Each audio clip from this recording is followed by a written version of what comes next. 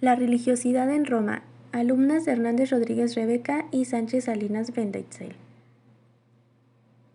La religión en Roma durante el periodo republicano e imperial de Roma, los ciudadanos romanos practicaban una religión politeísta, creencia en muchos dioses, muy similar a la religión de la antigua Grecia. Su religión fue absorbida de los griegos gracias a los contactos culturales y sus conquistas en la península de los Balcanes. Una práctica religiosa muy común en la antigua Roma era la existencia de santuarios domésticos donde se rendía culto a los dioses protectores del hogar y de la familia, dioses Lares y Penates. Los templos para el culto público a los dioses también fueron construidos en varias provincias romanas. Los rituales religiosos romanos eran controlados por los gobernantes romanos.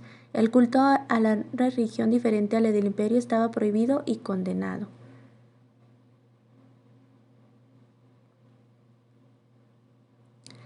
El personaje dominante de la religión estatal era el pontífice máximo, que ejercía autoridad sobre el resto de los sacerdotes, que no se dedicaban solo a la función religiosa, sino que eran aristócratas que además desempeñaban las magistraturas o cargos militares.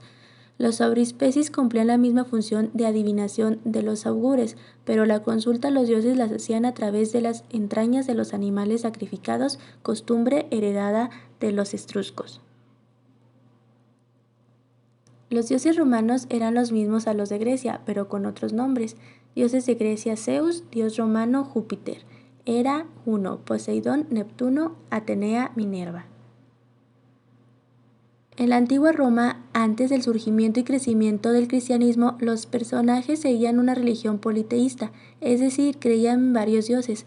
Estos dioses, aunque eran inmortales, poseían características de comportamientos y aptitudes similares a los de los seres humanos: maldad, bondad, egoísmo, franqueza, fuerza, venganza y otras características presentes en el de las personas, de acuerdo con los antiguos romanos. Principales dioses romanos. Dioses: Júpiter, característica: rey de los dioses, representa el día. Apolo, dios de la verdad, sol, luz, profecías, etc. Venus representa el amor y la belleza. Marte, dios de la guerra.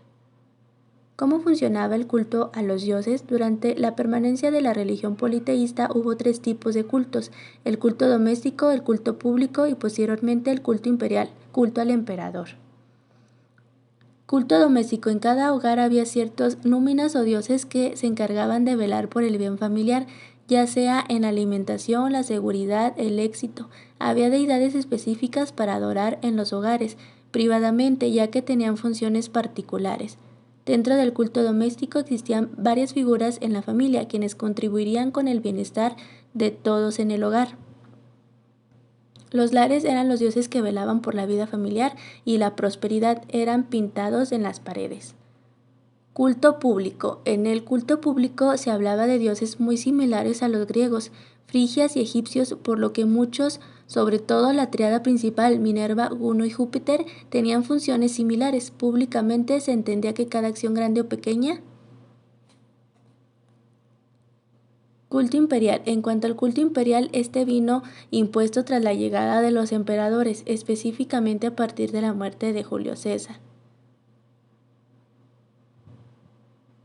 El surgimiento del cristianismo. Según Burton Mack, la visión cristiana de la muerte de Jesús por la redención de la humanidad solo fue posible en un entorno helenizado.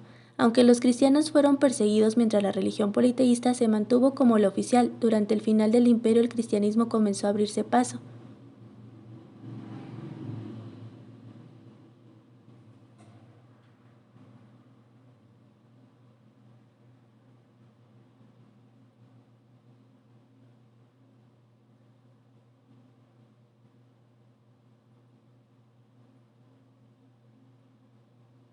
Gracias por su atención.